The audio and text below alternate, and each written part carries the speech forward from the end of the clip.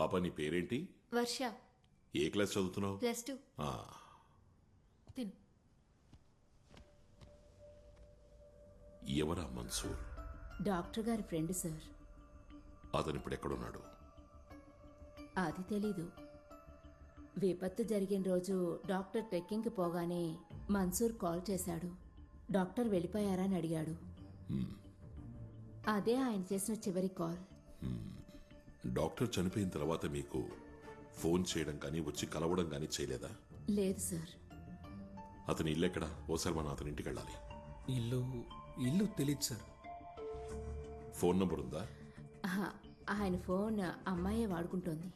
Contacts అన్నిటినీ తను delete చేసేసింది. అతని ఫోటో ఏదైనా? లేదు సార్. అతని వేరబౌట్స్ ఏదో ఒకటి. నాకు తెలీదు సార్. సరే అయితే. Okay sir. శామ్ అన్వేషణ ఎంతవరకు వచ్చింది? Any progress? సార్ ఇంతవరకు ప్రోగ్రెస్ లేదు సార్. ఆ ఢిల్లీ ఎయిర్పోర్ట్ ఫుటేజ్ వచ్చిందా? రాలేదు సార్. ఇవాళ ఉదయమే ఫోన్ చేసి రిమైండ్ చేశాను. అందులో ఏదో ఓ clue ఉంటుందనిపిస్తోంది.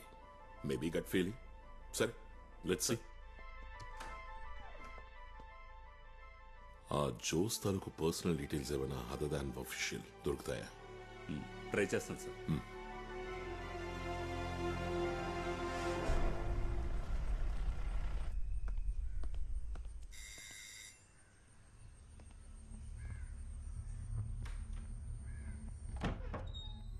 Good morning. Good morning madam, 1-2 సంతకాలు మీవి కావాలి. రండి. Thank you. ఇవి జోస్ గారి పిఎఫ్కి సంబంధించిన పేపర్స్. సంతకం చేయాల్సిన చోట ఎక్స్ మార్క్ పెట్టాను.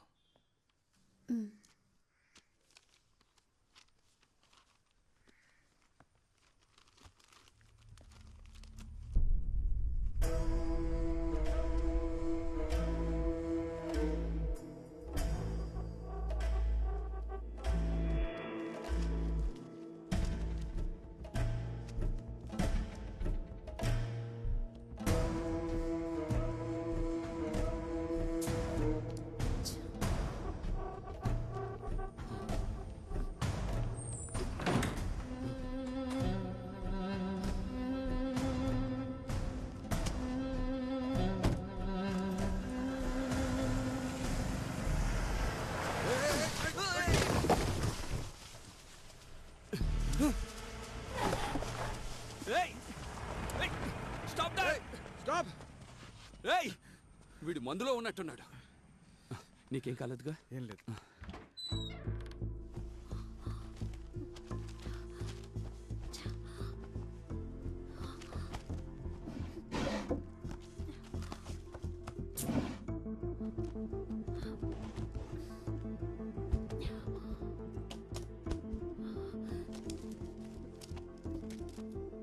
అమ్మా, ఏ వెతుకుతున్నావు?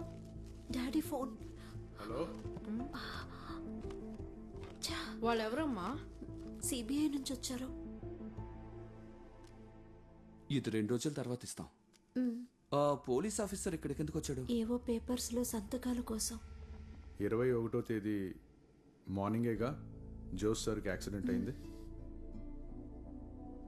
20వ తేదీ ఆయన చనిపోవడానికి ముందు రోజు. ఇందులో చాలా మిస్డ్ కాల్స్ ఉన్నాయి. ఒక్క కాల్ని కూడా ఆయన అటెండ్ చేయలేదు. ఈ ఫోన్ నుంచి వేరే అవుట్ గోయింగ్ కాల్ కూడా వెళ్ళలేదు. 20వ తారీఖున ఆయన ఫోన్ యూజ్ చేయలేదు. ఆ రోజు ఆయన స్టేషన్ కి పోలేదు. ఏమైంది? ఆయన రోజు ఎర్లీ మార్నింగ్ 5 గంటలకి వాకింగ్కి వెళ్తారు. 6 గంటలకి తిరిగి వచ్చేస్తారు.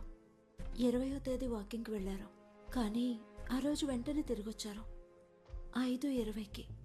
ఆ రోజు మా నాన్నగారే తలుపులు తెరిచింది.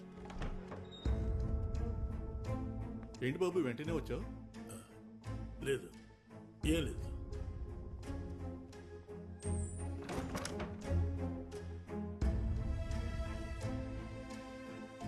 ఏంటండి, ఏమైంది?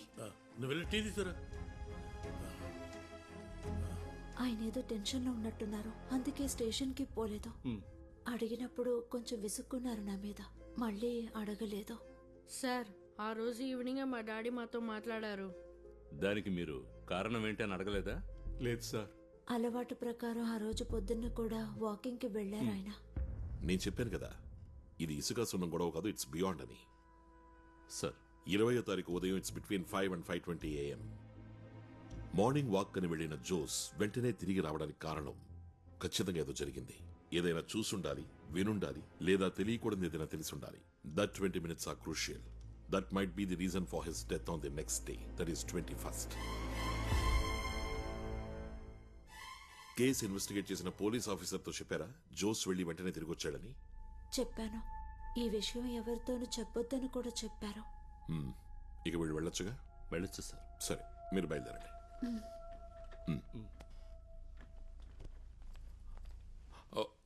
ఒక్క నిమిషం ఒకటి అడగడం మర్చిపోయా. జోస్ కేసుని ఇన్వెస్టిగేట్ చేయడం మొదలుపెట్టింది డివైఎస్పీ సత్యదాస్. కేసుని సిబిఐకి అప్పగించాలి అని నీ తరఫున కోర్టులో వాదించింది అడ్వకేట్ ప్రతిభ, సత్యదాస్ భార్య. ఈ రెండు సింక్ అవ్వట్లేదే. అడ్వకేట్ ప్రతిభే మమ్మల్ని కాంటాక్ట్ చేసింది. ఈ కేసు ఆవిడకిస్తే యూస్ఫుల్ గా ఉంటుంది దానికి అన్నారు. ముందు ఇది ఉన్నితాన్ సారు చెప్పారు. దాస్ గారు విచారిస్తే ఈ కేసు ఎన్నటికి తేలదని. ఇప్పుడు వెళ్ళొచ్చు. సరే సార్. ఉన్నితాను ఎందుకు అలా అన్నాడు ఇప్పుడు అర్థమైంది.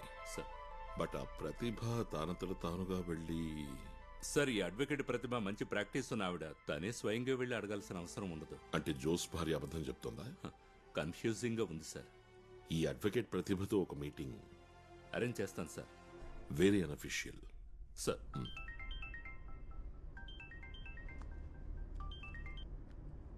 హలో హలో, నేను బాలగోపాలన్ ఫ్రమ్ సిబిఐ.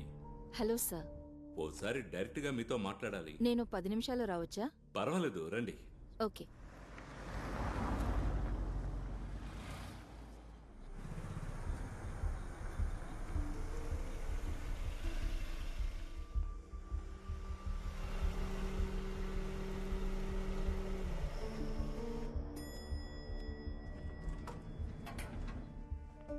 రండి.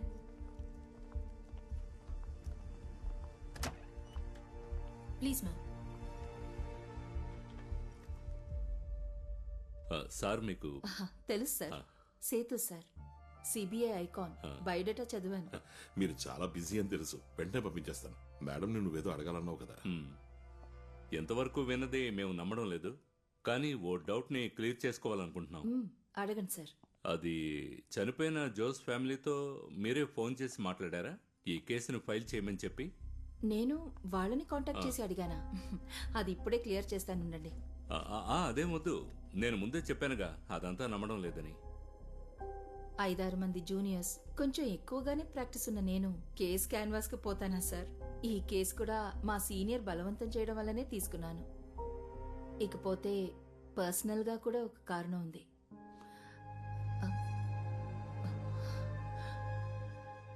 ఎలాంటి భయమూ అక్కర్లేదు. No video recordings, no hidden camera, no spy, no sting operations. అవన్నీ అత్యవసరం అయితేనే. కమాన్.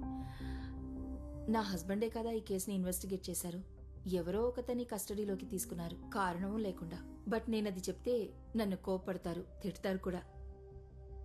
ఈ చనిపోయిన సిఐకి వేరే శత్రువులు ఎవరైనా ఉన్నారా? వాళ్లలో ఒకరు సుభాష్ చంద్రన్, మా ఆయనకి క్లోజ్ ఫ్రెండ్. అతన్ని సేవ్ చేయడానికి తప్పుడు కేసు పెట్టారన్న చెడ్డ పేరు పోగొట్టడానికే నేను ఈ కేసుని. ఆల్రెడీ నా భర్త చాలా సంపాదించుకున్నారు చెడ్డ పేరుని. వేరే ఏజెన్సీ ఎంక్వైరీ చేసినప్పుడు అటువంటి ప్రాబ్లం ఏమీ రాకూడదని మాత్రమే నేను ఈ కేసుని టేకప్ చేశాను. అంతేగాని సిబిఐ మీద పెద్ద ప్రేముండి కాదు. అయితే ఇక నేను వెళ్ళొచ్చా సార్? జస్ట్ ఒకే ఒక క్వశ్చన్. Yes sir. ఈ కేసులో ఎవరు గెలవాలని మీరు అనుకుంటున్నారు? మనసులో కోరిక ఉంది సార్. సిబిఐ వాళ్ళు ఓడిపోవాలనా? ఎలాంటి వాడైనా భర్త కదా. ఎప్పుడు గెలుస్తుంటే అహంకారం ఎక్కువ అవుతుంది సార్. వెళ్ళొచ్చా? సార్, నాకు తెలిసింది ఈ సిఐ జోస్కి చాలా మంది శత్రువులు ఉన్నారు, పోలీసుల్లోనూ బయట. కొంచెం అది చూసుకోండి.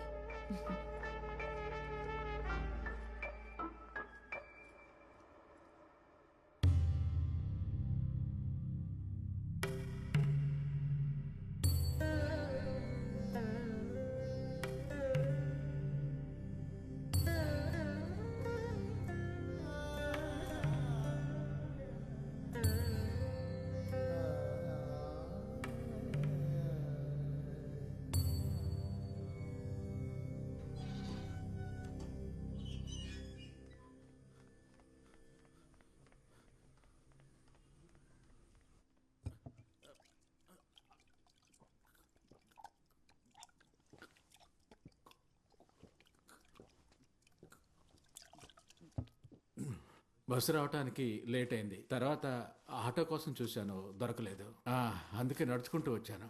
డిగ్రీ చదువుతున్నప్పుడే మనసు రోజులు వెళ్ళిపోయాడు. తను వెళ్ళిపోయాక ఎలాంటి కమ్యూనికేషను ఊరు వాళ్ళకి కానీ తన వాళ్ళకి కానీ తెలియలేదు. ఒక్కడే ఉన్న ఫోటో కోసం వెతికాను, దొరకలేదు. నాకు ఈ గ్రూప్ ఫోటో ఒకటే దొరికింది. ప్రీ డిగ్రీ చదువుతున్నప్పుడు తీసింది. ఇదిగో ఈ 4వ అడుగు నుంచున్నాడే వాడే. వీడికి ఇప్పుడెంత వయసు ఉంటుంది? ఒక 30-35 ఏళ్ళు ఉండొచ్చు.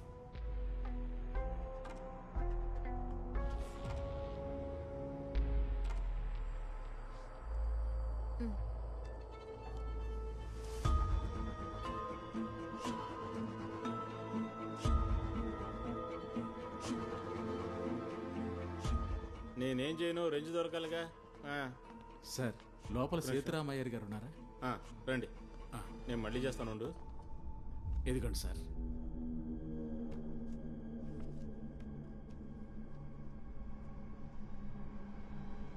మన్సూర్ కొంచెం పెద్దవాడయ్యాక తీసిన ఫోటో ఇది.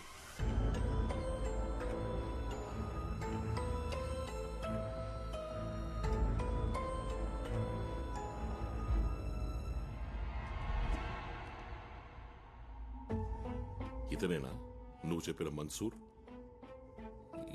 ఇతను కాదు సార్, వేరే అతను. కన్ఫర్మా? అవును సార్, కన్ఫర్మే. సరే, నువ్వు వెళ్ళొచ్చు. సరే సార్. మినిస్టర్ జర్నీ చేసిన నాటి ఢిల్లీ ఎయిర్పోర్ట్ సీసీటీవీ ఫుటేజ్ వచ్చిందా? వచ్చింది సార్. వీడు ఆ క్రౌడ్ లో ఉండే ఛాన్స్ ఉంది. Vinay, you please check it. Yes sir. Lakshmi, select the visuals. Okay sir.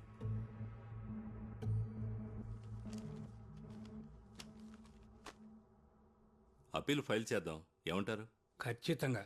Lower court judgment గురించే పట్టించుకోనక్కల్లా. It was boys.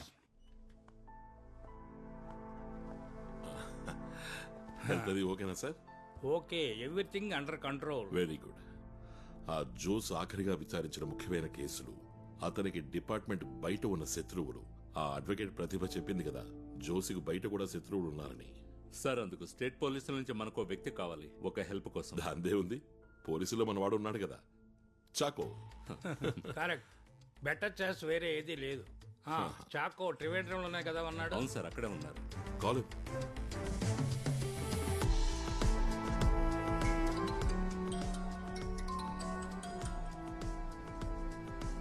1 minute.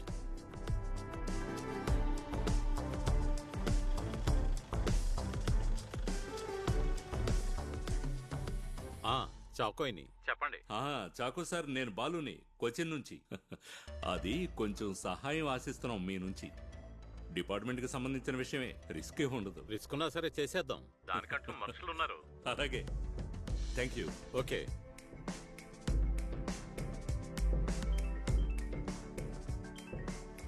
Sir. బాబా, నువ్వెక్కడున్నావు? ఆఫీస్లోనే సార్. అర్జెంటుగా నిన్ను కలవాలి. ఏంటి సార్ విషయం? కలిశాక చెప్తాను.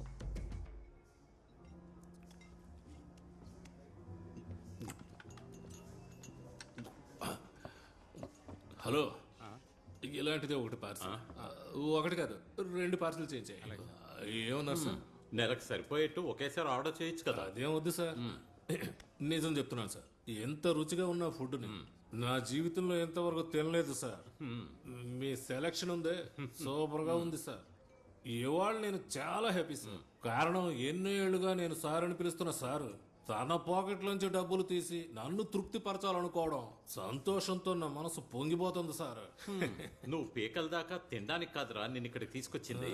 విషయం చెప్పరా. ఏ విషయం? నేను ఫోన్ చేసినప్పుడు చెప్పానుగా, జోస్మోన్ హ్యాండిల్ చేసిన ముఖ్యమైన కేసుల గురించి. ఓ అదే, అదొక ఇసుక మాఫియా వాళ్ళ కేసు.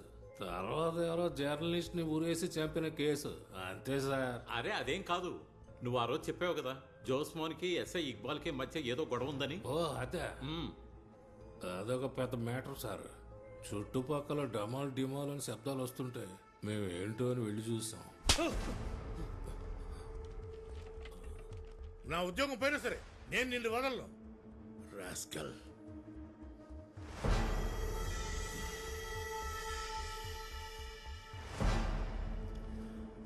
అన్నట్టు ఈ జోస్ ఇక్బాల్ను కొట్టడానికి ఏంటి కారణం? సార్, అది ఒక చిన్న అమ్మాయిని 4-5 కలిసి బెదిరించిన కేసు. ఆ రోజు జోస్ గారు బిజీగా ఉండడం వల్ల ఇక్బాల్ సార్కి అప్పగించారు. ఇక్బాల్ గారు ఆ కేసును తొక్కుపెట్టి డబ్బులు సంపాదించుకున్నారు సార్. అది మాత్రమే కాకుండా సాక్ష్యాలు తారుమారు చేసి ఆ అమ్మాయి వాంగ్మూలాన్ని మార్చేశారు. ఇది తెలుసుకున్న జోస్ గారు ఆయన్ని కొట్టారు. పగపట్టిన నాగుపాము లాంటి వారు sir Iqbal sir. Sir, retired DGP Krishnanunni గారు రాసిన ఒక బుక్ ఉంది, పోలీసుల్లో క్రిమినల్. అందులో చెప్పారు ఆయన పోలీసులకి కిరాయి హంతకులకి మధ్య ఉన్న సంబంధం గురించి. ఎవరు ముందుకు రాకుండా నేను చెప్తాను సార్. ఇక్బాల్ సరే రౌడీల్ని అరేంజ్ చేసి బండితో గుద్దించి చంపేశారని.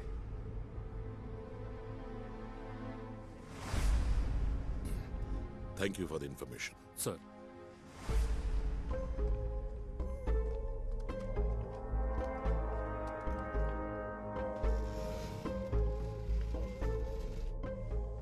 ఆ ఇక్బాల్ని విచారణ చేద్దాం సార్. చనిపోవడానికి ముందు రోజు వాకింగ్ అని బయలుదేరి వెళ్లిన జోస్ ఇక్బాల్ని ఎలాంటి పరిస్థితుల్లో చూసినా నర్వస్ అవ్వడు. నడిచింది చాలు అని ఇంటికి రాడు. ఒక్క మాట కూడా మాట్లాడకుండా ఇంట్లో ఊరికే కూర్చోడు. అలాంటిది ఒక ఫోన్ కూడా చేయకుండా, వచ్చిన ఫోన్ని అటెండ్ అవ్వకుండా ఉంటాడా? No sir. సో కారణం ఇసుగా సున్నో ఇక్బాలు కాదు. It should be something beyond that. Sir, ఓ 2 రోజులు నేను ఇక్కడ ఉండడం కుదరదు. ఫ్యామిలీ మొత్తం వేలంకనీకి వెళ్తున్నాం. వెళ్ళండి.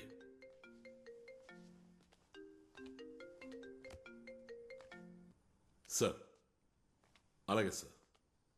చెప్తాను సార్. వస్తున్నాను సార్.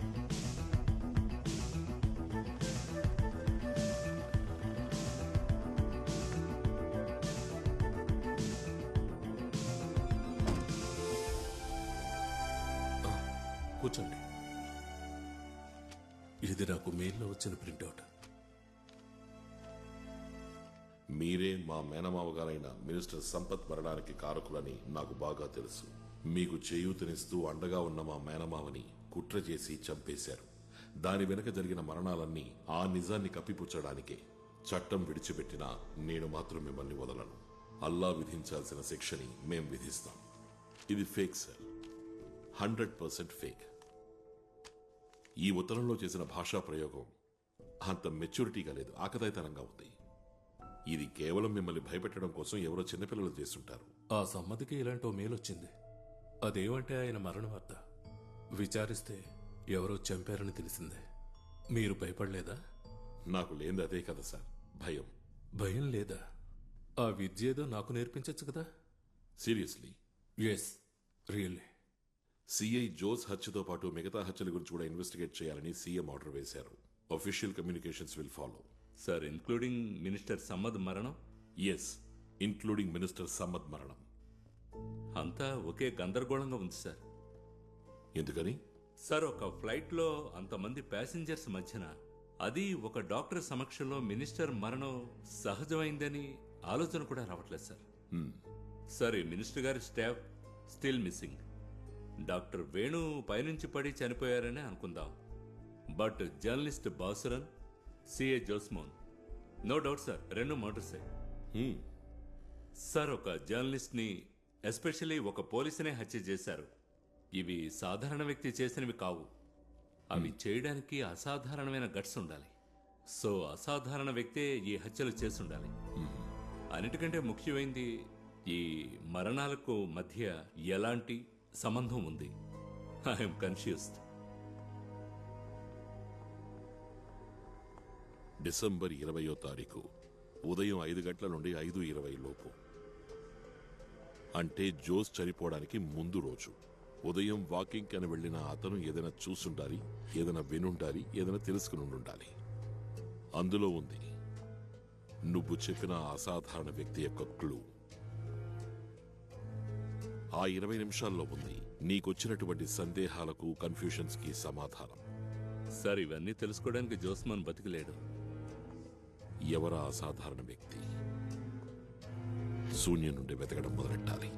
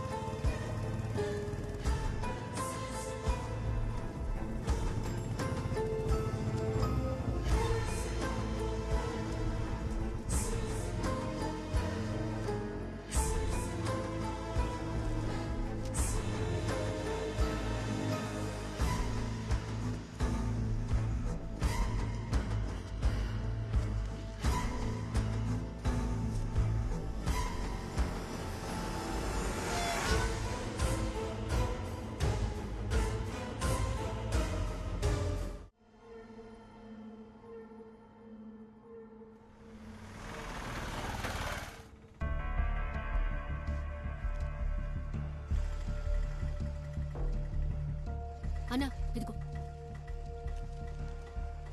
ఆఫీస్లో సిగ్నల్ లేదంతే Good morning. వేరే ఎలాంటి ప్రాబ్లం లేదు